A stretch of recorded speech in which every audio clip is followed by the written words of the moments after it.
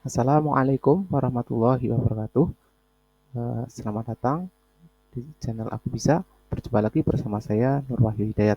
Pada video pembelajaran ini kita akan belajar tentang exception, bagaimana penanganan exception pada pemrograman Python. Oke, sebelum lanjut ke implementasi dalam pemrograman Python tersebut, kita lihat dulu definisi daripada exception tersebut. Apa itu exception? Nah, eksepsi atau exception adalah kesalahan program yang dimodelkan menjadi sebuah kelas. Nah, terjadi saat proses eksekusi program sedang berlangsung dan akan menghentikan program secara tidak normal. Contoh eksepsi itu seperti ini. Misalkan ada variabel A bernilai 1, variabel B bernilai 0. Nah, C adalah A per B. Karena B-nya nilainya 0, maka akan terjadi kesalahan. Nah, ini adalah exception. Nah, untuk menangani kesalahan, penanganannya ada bisa menggunakan dua cara. Yang pertama yaitu try except, kemudian try except, kemudian try finally. Nah, ini contoh untuk blok exception dengan block except ya. Jadi block except ini digunakan untuk menangani kesalahan. Nah, di sini kita lihat ada try, kemudian di dalam try ini ada bloknya. Nah, ada bloknya yang memungkinkan untuk menimbulkan kesalahan di sini.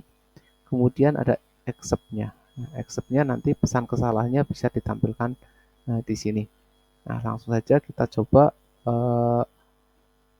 membuat program seperti ini, pembagian dengan 0. Oke, kita langsung ke Visual Studio Code-nya. Oke, di sini kita membuat file baru.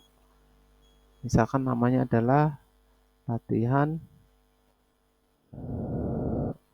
Misalkan nama filenya adalah latihan eksepsi.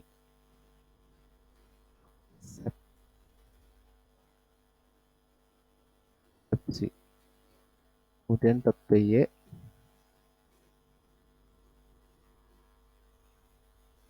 Nah ini sudah ada file Python-nya. Nah kita menggunakan yang pertama kita akan menggunakan try except.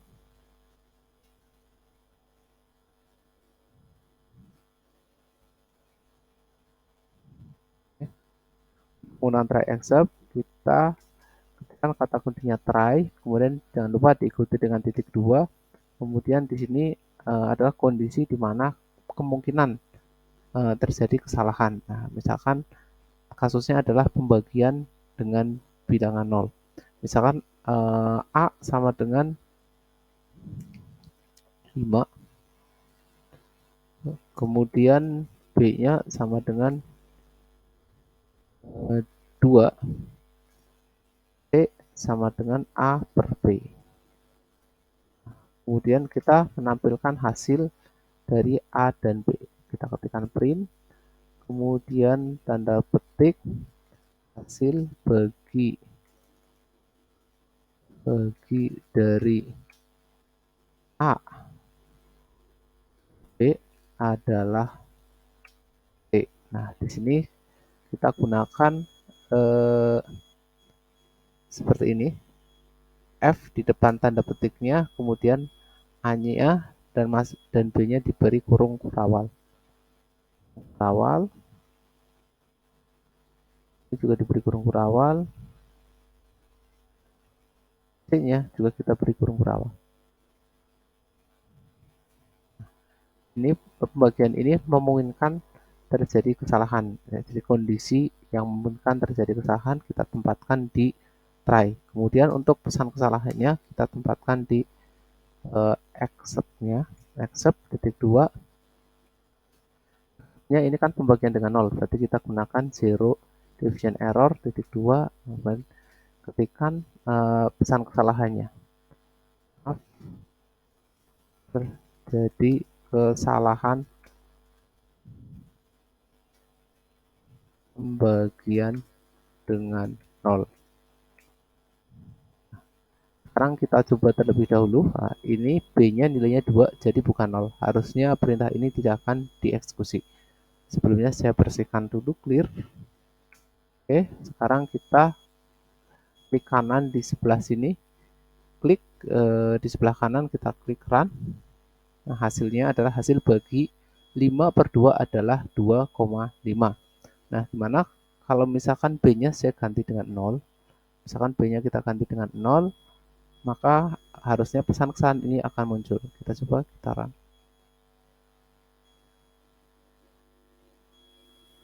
Oke, nah ini pesan kesalahan akan muncul pada blok accept-nya. Karena di sini ada pembagian dengan 0. Ini pesan kesalahannya. Maaf, terjadi kesalahan pembagian dengan 0. Oke, selanjutnya untuk penanganan kesalahan yang kedua, itu kita bisa menggunakan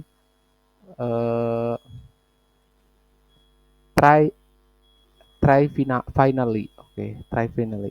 Jadi sebenarnya try finally ini hanya untuk melengkapi daripada try except ini. Jadi apakah itu terjadi kesalahan ataupun tidak terjadi kesalahan, maka yang ada di dalam blok finally ini tetap akan dieksekusi. Oke, di sini kita contohkan. Nah, ini kita tambahkan di bagian bawah except, kita tambahkan finally titik 2 seperti ini. Nah, ini blok perintahnya. Misalkan perintahnya adalah tulisan ini. Oke. Perintahnya adalah cetak tulisan ini. Di sini tulisan ini berada di dalam blok finally. Nah, ketika kita program ini kita jalankan langsung, maka pasti akan muncul pesan kesalahan. Maaf, terjadi kesalahan. Nah, kemudian pesan yang ada dalam finally juga akan ditampilkan. Oke. Kita coba klik di sini. Nah, seperti ini hasilnya. Jadi pesan kesalahannya muncul, kemudian pesan yang ada di finally juga akan ditambah. Nah, bagaimana kalau misalkan kondisi B-nya saya ganti dengan 3 misalkan. Berarti kan bukan pembagian dengan 0. Karena bukan pembagian dengan 0, maka yang ada di finally ini tetap akan dijalankan. Oke, kita coba, kita buktikan.